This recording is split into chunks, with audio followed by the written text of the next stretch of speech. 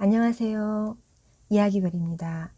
오늘 들려드릴 이야기는 무서움을 배우려고 길을 떠난 젊은이 이야기입니다. 여러분 공포영화 즐겨보시나요? 아이들도 저에게 늘 요구하는 것이 무서운 이야기예요. 오싹하고 섬뜩하고 짜릿한 느낌을 가져보고 싶을 때 이 이야기를 들어보세요. 여러분의 구독과 좋아요는 저에게 커다란 힘이 됩니다. 관심 어린 댓글은 저를 아주 신나게 하죠. 자, 그럼 이야기 시작하겠습니다. 무서움을 배우려고 길을 떠난 젊은이 이야기. 어떤 아버지에게 두 아들이 있었습니다. 큰아들은 영리하고 분별이 있었으며 무슨 일을 시켜도 척척이었지만 둘째 아들은 바보인지 무슨 말을 해도 알아듣지 못했고 배우지도 못했습니다. 사람들은 둘째 아들을 보고 이렇게 말했죠. 저 녀석은 평생 아버지의 짐이 될 거야. 그러니 무슨 일이 생기면 언제나 큰아들이 해야 했습니다. 하지만 아버지가 저녁 늦게 또는 밤에 무슨 일을 시킨다거나 또 심부름을 가는 길이 교회 묘지같이 으스스한 곳을 지나가야 할 때면 큰아들은 대답했습니다. 안 돼요, 아버지. 거긴 못 가겠어요. 등골이 오싹한걸요. 왜 그렇게 말했냐고요? 무서워서죠. 또 있어요. 저녁 때 불 옆에 앉아 이야기를 듣다가 소름이 돋을 정도로 무서워지면 사람들은 때때로 등골이 오싹해 라고 말하는데요. 한쪽 구석에서 함께 이야기를 듣고 앉아있던 작은 아들은 그 말이 무슨 말인지 도통 이해할 수 없었습니다. 저들은 늘 등골이 오싹해, 등골이 오싹해 라고 하는데 난 등골이 오싹해지지 않아. 등골이 오싹해지는 것 역시 아마 내가 알지 못하는 기술인가 봐. 어느 날 아버지가 그에게 말했습니다. 거기 구석에 앉아있는 녀석아, 내 말 좀 들어보아라. 너도 키가 크고 힘이 센 어른이 될 텐데 네 밥벌이를 하려면 뭔가를 배워야지. 봐라, 내 형은 아주 예를 쓰고 있지만 넌 아무짝에도 쓸모가 없지 않느냐. 둘째가 대답했습니다. 아이 참 아버지, 저도 뭔가를 배우고 싶어요. 저는 등골이 오싹해지는 법을 배우고 싶습니다. 전혀 모르겠거든요. 큰형은 그 말을 듣고 웃었습니다. 그리고는 혼자 생각했습니다. 맙소사. 내 동생은 정말 도저히 어떻게 할 수 없는 바보 천치로구나. 될성 부른 나무는 떡잎부터 알아본다니까. 아버지는 한숨을 쉬며 대답했죠. 등골이 오싹해지는 거야 언젠가 배우겠지만 그것으로 밥벌이는 하지 못할 거야. 그런 일이 있은 뒤 성당지기가 집으로 찾아왔습니다. 아버지는 성당지기에게 둘째 아들 녀석은 어찌나 머리에 곰팡이가 슬었는지 아무것도 모르고 아무것도 배우려 하지 않는다고 하소연을 했습니다. 생각해보세요. 내가 어느 날 넌 뭘로 밥벌이를 하겠냐 물으니까 글쎄 등골이 오싹해지는 것을 배우겠다고 하지 뭡니까? 성당지기가 대답했죠. 그것쯤이야 나한테 배울 수 있습니다. 아드님을 나한테 오라고 하십시오. 제가 데리고 가겠습니다. 아버지는 그 녀석 단련이 좀 되겠는걸 하고 생각하며 좋아했습니다. 그래서 둘째를 데리고 간 성당지기는 종을 치는 일을 시켰습니다. 며칠 뒤 그는 한밤중에 교회 종탑에 올라가 종을 치라고 둘째를 깨웠습니다. 네 녀석 등골이 오싹한 것이 무엇인지 배우게 될 게다. 그렇게 생각하면서 성당지기는 몰래 먼저 올라갔습니다. 젊은이가 탑에 올라가 몸을 돌리며 종에 매달린 줄을 잡으려고 하는데 종탑 구멍 맞은편 계단 위에 무슨 하얀 물체가 서 있는 것이 보였습니다. 누구냐? 그가 외쳤습니다. 그러나 그 물체는 아무 대꾸도 없었고 옴짝달싹도 하지 않았습니다. 대답해! 젊은이가 소리쳤습니다. 대답을 안 하면 꺼져버리거나 이 한밤중에 여기서 무슨 볼 일이 있겠어? 그러나 성당지기는 꼼짝도 않고 서 있었습니다. 유령이라고 믿게 하려고 말이죠. 젊은이가 두 번째로 소리쳤습니다. 뭘 원하는 거냐? 나쁜 놈이 아니거든 말을 해라. 그렇지 않으면 계단 아래로 내 던져버리겠다. 설마 그렇게 심한 짓이야 안 하겠지? 이렇게 생각한 성당지기는 아무 소리도 내지 않고 마치 석상처럼 서 있었습니다. 젊은이가 세 번째로 말을 걸었습니다. 그래도 소용이 없자 와락 달려들어 유령을 계단 아래로 밀어버렸습니다. 유령은 계단을 10개나 굴러내려가 구석에 낮아빠졌습니다. 이어서 젊은이는 종을 치고 집으로 돌아가 한마디도 하지 않고 침대에 누워 잠을 계속 잤습니다. 성당지기 아내가 오랫동안 남편을 기다렸습니다. 그러나 남편이 도무지 돌아오지 않는 것이었어요. 마침내 불안해진 성당지기 아내는 젊은이를 깨우며 물었죠. 내 남편이 어디 있는지 모르느냐? 너보다 앞서 탑으로 올라갔는데. 모르겠는데요. 하지만 종탑 구멍 맞은편 계단 위에 누가 서 있긴 했어요. 그가 아무 대답도 없고 자리도 움직이지도 않아서 악당이라고 생각하고는 아래로 밀쳐버렸는데요. 거기 가보세요. 그럼 그분이었는지 아닌지 아실 겁니다. 난 가기 싫어요. 성당지기 아내는 화들짝 놀라 뛰쳐나갔습니다. 남편을 찾긴 찾았는데 구석에 낮아빠진 채 다리가 부러져 신음하고 있었습니다. 성당지기 아내는 남편을 아래로 옮겨놓고 종종걸음으로 젊은이의 아버지를 찾아가서 고래고래 소리를 질렀습니다. 당신 아들 녀석이 사고를 쳤어요. 성당지기 아내가 외쳤죠. 내 남편을 계단 아래로 내던지는 바람에 남편의 다리가 부러졌다고요. 그 아무짝에도 쓸모없는 건달을 우리 집에서 데리고 가세요. 아버지가 깜짝 놀라 달려와서 젊은이를 몹시 꾸짖었습니다.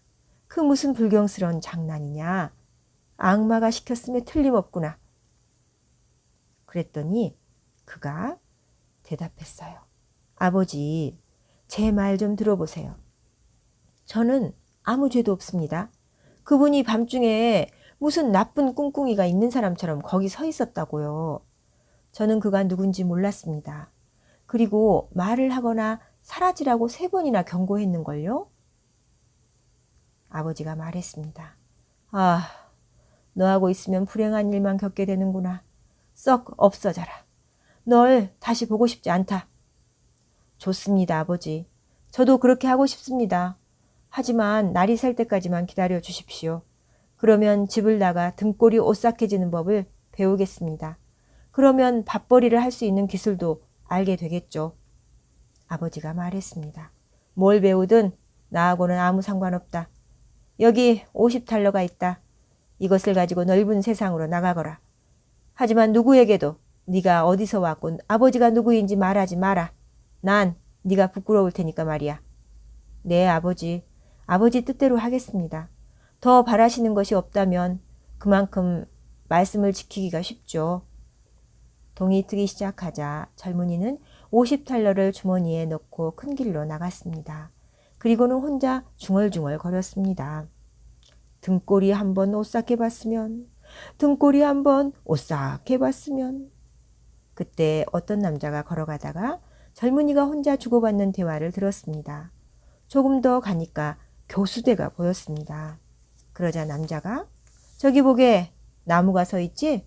교수형을 당한 7사람이 대롱대롱 매달려 하늘을 나는 법을 배우고 있군 그래. 저 밑에 앉아 밤까지 기다려보게. 그러면 등골이 오싹해지는 법을 배우게 될 거야.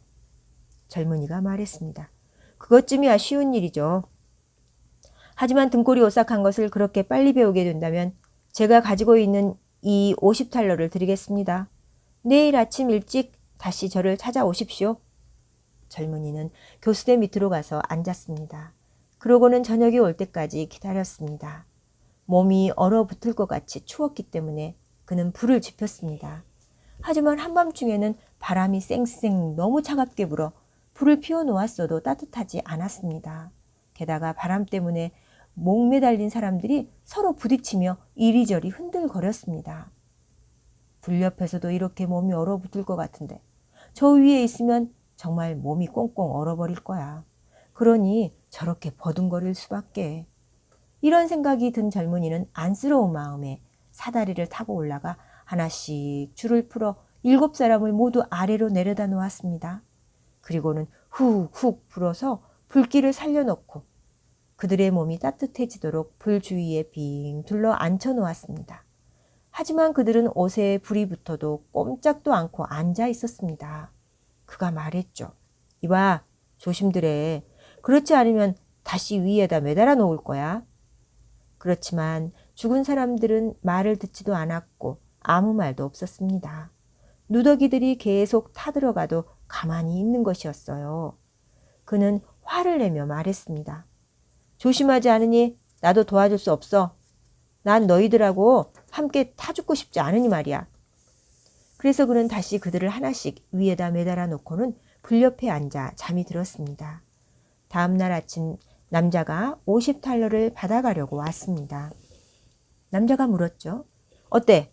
등골이 오싹한 게 뭔지 알았겠지? 그가 대답했습니다. 아니요. 어떻게 알 수 있었겠어요?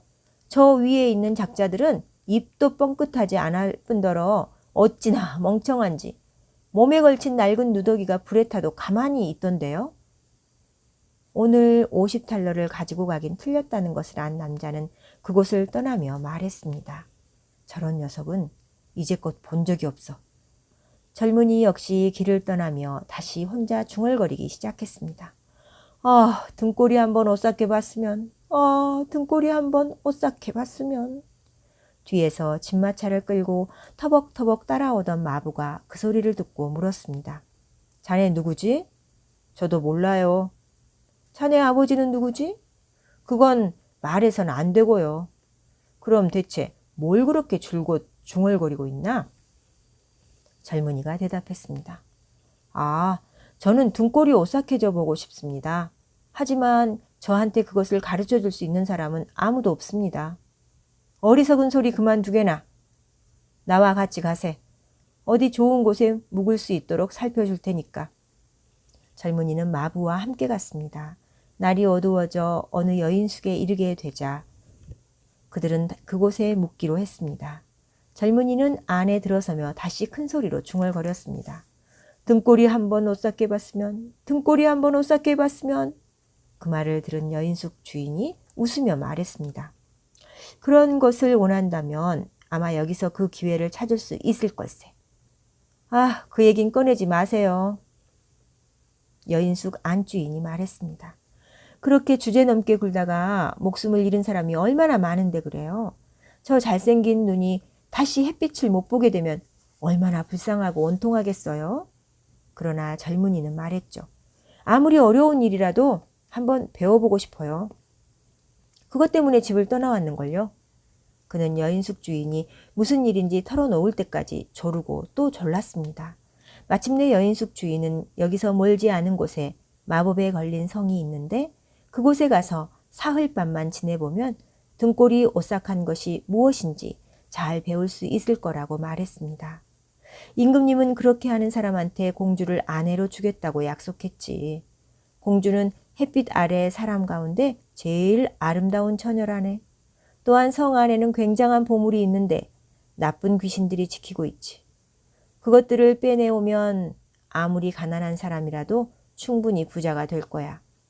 하지만 벌써 많은 사람들이 성 안에 들어갔지만 다시 나온 사람은 아무도 없다네. 젊은이는 다음날 아침 왕에게 찾아가서 말했습니다.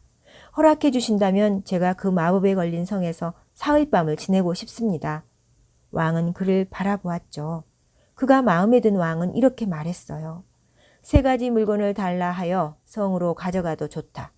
하지만 살아있는 것은 안 된다. 그러자 그가 대답했습니다.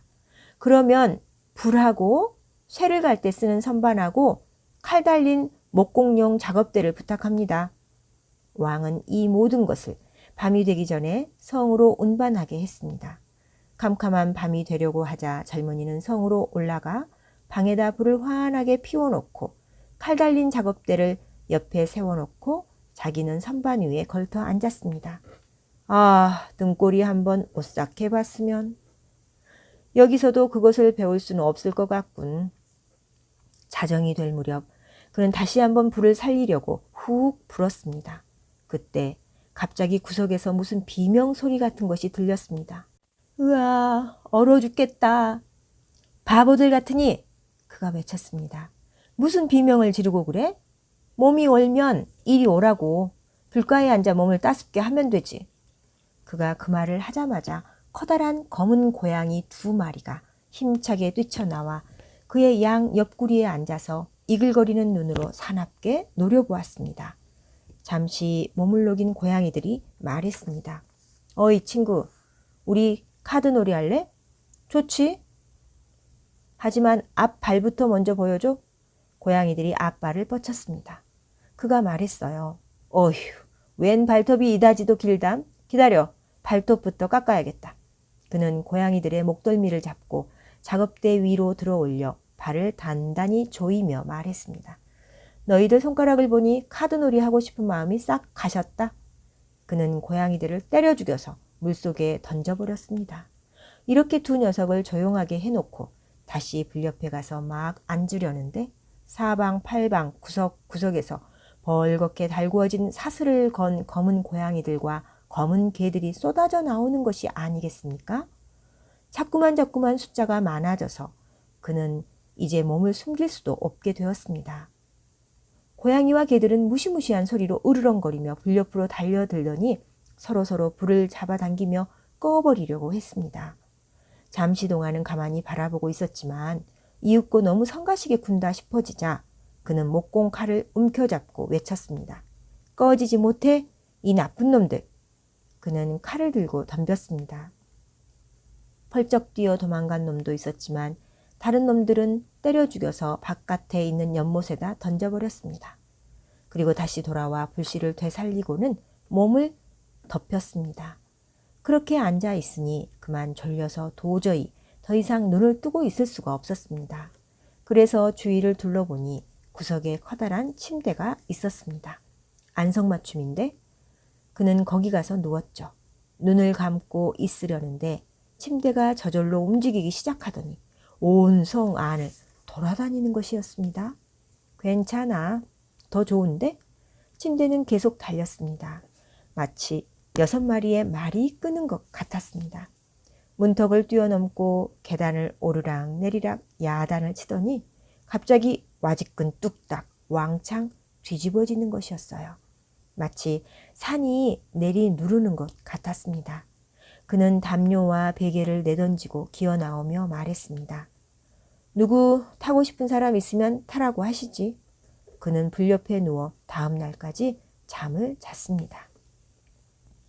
아침이 되자 왕이 왔습니다. 그가 땅바닥에 누워있는 것을 보고 귀신들이 죽여버렸구나, 저 사람은 죽었구나 생각했습니다. 왕이 말했죠. 잘생긴 젊은인데 안 됐군. 그 말을 들은 젊은이는 벌떡 일어나 말했습니다. 아직은 아닙니다. 왕은 놀라워하면서도 기뻐서 어떻게 지냈느냐고 물었습니다. 그럭저럭 괜찮았습니다. 하룻밤은 지났으니까 이틀밤도 지날 겁니다. 그가 여인숙으로 돌아오자 여인숙 주인은 눈을 동그랗게 떴습니다. 살아있는 자네를 보리라고는 생각지도 못했네. 등골이 오싹한 게 뭔지 이젠 배웠는가? 아니요. 모두 허탕입니다. 그게 뭔지 알려줄 수 있는 사람이 단 하나라도 있었으면 좋겠습니다. 2번째 밤 또 한 번 낡은 성으로 올라간 그는 불 옆에 앉아 다시 얘의 그 등골이 한 번 오싹해 봤으면 하는 타령을 읊고 있었습니다. 자정이 가까워오자 무슨 시끌벅적한 소리가 들렸습니다. 처음에는 가늘었지만 점점 커졌습니다.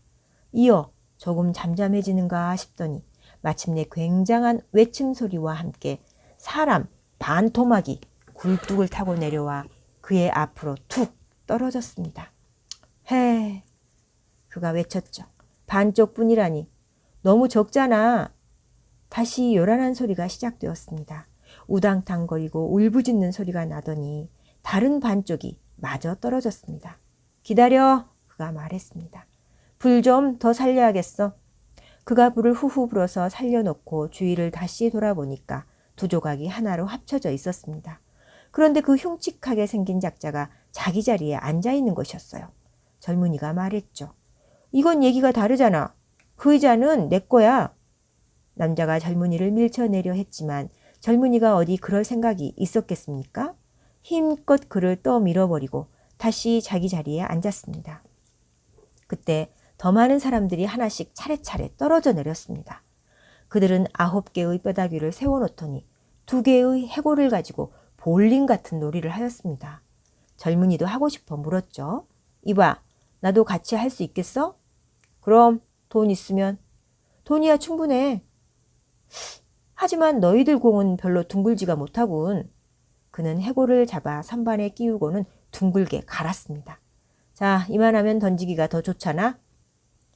으라쌰, 재밌는데? 그는 그들과 같이 놀이를 했습니다. 돈을 조금 잃었습니다. 그러나 12시를 치자 전부 눈에서 사라졌습니다. 그는 자리에 누워 편안히 잠이 들었습니다. 다음날 아침 왕이 다시 와서 무슨 일이 있었는지 물었습니다. 이번엔 어땠는고? 공놀이를 했습니다. 몇 푼 잃었습니다. 등골이 오싹하던가? 어휴, 웬걸요. 재미는 있었어요. 하지만 등골이 오싹한 게 뭔지 한 번이라도 좀 알았으면 좋겠습니다요. 3번째 날 밤, 그는 다시 자기 의자에 앉아서 짜증스럽다는 듯이 중얼거렸습니다. 한 번이라도 등골이 오싹해 봤으면. 한밤중이 되자 6명의 커다란 남자들이 방 안으로 관을 날라왔습니다. 젊은이가 말했습니다. 아하, 며칠 전에 죽은 내 사촌 형인가 보군. 그는 손가락으로 신호를 보내며 외쳤습니다. 어이 형, 이리 오라고. 그들이 관을 땅바닥에 내려놓자 그는 다가가 뚜껑을 열었습니다. 그 속에는 죽은 남자가 누워 있었습니다. 그가 손을 얼굴에 대보니 얼음장처럼 차가웠습니다. 기다려, 조금 따뜻하게 해줄게. 그는 불 옆으로 가서 손을 따뜻하게 하여 죽은 사람의 얼굴에 갖다 댔습니다. 하지만 죽은 사람은 계속 싸늘하기만 했습니다. 그래서 그는 시체를 꺼내 불 옆에 앉아서 무릎 위에 올려놓고 팔을 주물러 줬습니다. 피가 다시 돌게 해주려고요. 그래도 역시 아무 소용이 없는 듯 싶었습니다. 그러다가 둘이서 같이 침대에 누워 있으면 서로 몸이 따뜻해진다는 말이 떠올라서 그를 침대로 옮겨 담요를 덮어주고 자기도 그 옆에 나란히 누웠습니다. 조금 지나니까 시체 역시 따뜻해지며 몸을 움직이기 시작했습니다. 젊은이가 말했습니다. 이봐, 사촌형, 내가 몸을 따뜻하게 해주지 않았더라면 어쩔 뻔했어. 그러나 죽은 사람은 일어나며 외쳤습니다. 이제 네 목을 졸라 죽여버릴 거다. 뭐라고? 이게 고맙다는 인사야? 다시 관 속으로 들어가셔야겠군. 그는 그자의 멱살을 잡아 관 속에 던져놓고 뚜껑을 닫아버렸습니다. 그러자 6 사내가 오더니 다시 관을 들고 나갔습니다. 등골이 오싹해질 것 같지 않아. 여기서 평생 있어도 그걸 배울 것 같진 않군. 그때 한 남자가 들어왔습니다. 그 누구보다도 덩치가 컸고 생김새도 무시무시했습니다. 그렇긴 해도 허옇고 기다란 수염이 달린 늙은이였습니다. 요 난쟁이 녀석, 늙은이가 외쳤죠. 이제 곧 등골이 오싹한 게 뭔지 배우게 될 거다. 넌 죽게 될 테니까 말이야. 그렇게 빨리는 안 죽을걸? 내가 거들지 않으면 네 마음대로 되기가 어디 쉽겠어? 널 붙잡고야 말 테다. 괴물 늙은이가 말했습니다. 가만. 그렇게 폼재지 말라고. 나도 너만큼은 힘이 세니까 어쩌면 더 셀지도 모르지. 네가 나보다 더 힘이 세다면 널 놓아주지. 자, 한번 시험해보자고. 괴물은 그를 캄캄한 복도를 지나 대장간으로 끌고 갔습니다. 그가 도끼를 들고 모루를 내리치자 단번에 모루가 땅속으로 박혔습니다. 고작 그 정도야? 젊은이는 말하면서 다른 모루로 갔습니다. 늙은이는 그가 하는 것을 지켜보려고 옆으로 다가왔습니다. 허연 수염이 밑으로 쭉 늘어뜨려졌습니다. 젊은이는 도끼를 잡고 일격에 모루를 쪼개놓고는 그 틈새에다 늙은이의 수염을 함께 쳐 넣었습니다. 넌 이제 내 거다. 이제 내가 죽을 차례야. 그는 쇠몽둥이를 잡고 늙은이를 때리기 시작했습니다. 마침내 괴물 늙은이는 끙끙 신음을 하며 큰 재산을 줄 테니 그만 좀 하라고 애걸했습니다. 젊은이는 도끼를 빼고 그를 풀어주었습니다. 그를 다시 성으로 데려간 늙은이는 어느 지하실에서 황금이 가득 들어있는 괴짝 3개를 보여주며 말했습니다. 이 가운데 하나는 가난한 사람들한테 주고 또 하나는 임금한테 주고 3번째 것은 네가 가져라. 12시를 치는 사이에 귀신은 사라졌습니다. 그래서 젊은이는 깜깜한 어둠 속에 혼자 남게 되었습니다. 나도 찾아갈 수 있어. 그는 이리저리 더듬어 방으로 가는 길을 찾았고 그곳에 가서 불 옆에 잠이 들었습니다. 다음 날 아침 왕이 와서 물었죠. 이젠 등골이 오싹한 게 뭔지 배웠느냐? 웬걸요? 대체 그게 뭐죠? 죽은 사촌 형이 왔었고요. 수염을 기른 괴물 노인이 왔었습니다. 괴물 늙은이는 저 아래로 내려가 저한테 많은 돈을 보여주었습니다. 하지만 등골이 오싹한 것이 무엇인지 말해준 사람은 아무도 없었습니다. 왕이 말했습니다. 네가 성을 구했으니 내 딸과 결혼하여라. 그거야 상당히 좋은 일입니다. 하지만 전 아직도 등골이 오싹한 것이 무언지 모르고 있습니다. 돈이 위로 운반되고 결혼식이 벌어졌습니다. 젊은 왕은 신부를 아주 사랑했고 또 여러 가지로 아주 행복했지만 노상 한 번이라도 등골이 오싹해봤으면 한 번이라도 등골이 오싹해봤으면 하는 소리를 입에 달고 다녔습니다. 그러니까 마침내 신부도 짜증이 났죠. 그걸 본 왕비의 몸종이 말했습니다. 임금님께서 등골이 오싹한 게 뭔지 배우도록 제가 도와드릴게요. 몸종은 정원을 흐르는 개울로 나가 양동이에다 작은 물고기들을 가득 담아가지고 왔습니다. 밤이 되어 젊은 왕이 자고 있을 때 신부는 그의 이불을 벗기고 통에 가득 담은 찬 물과 물고기들을 확 쏟아 부었습니다. 작은 물고기들이 그의 몸 위에서 팔딱팔딱 뛰었습니다. 젊은 왕은 잠이 깨어 소리쳤죠. 아, 등골이 오싹해, 등골이 오싹해. 여보, 등골이 오싹하다는 게 뭔지 이제 알았구려. 네, 이야기 끝입니다. 옛날 이야기는 어떤 상황에 대해 자세하게 설명하거나 묘사를 하지 않고 움직임만을 말하고 있기 때문에 단순하게 보입니다. 이러한 단순성이 이야기를 더욱 분명하고 선명하게 하지요. 이야기를 듣는 시간 행복하셨기를 바랍니다. 고맙습니다.